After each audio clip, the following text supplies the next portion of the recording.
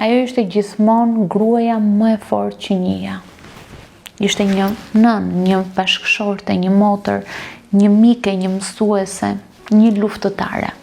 Kur mori vesh lajmin, nuk u dorëzua.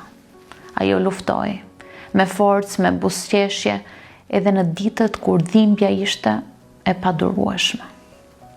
Kam parë në sytë e saj kur kishte frikë, të rritej frika, por në zemrën e saj kishte kurajo.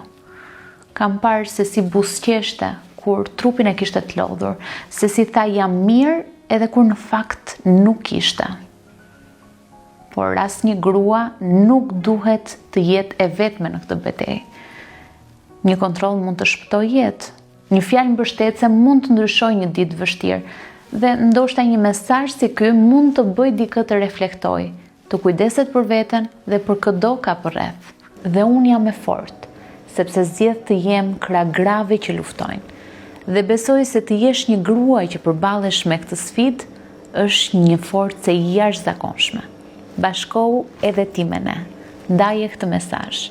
Jeta është e shtrenjtë dhe duhet ta mbrojmë atë.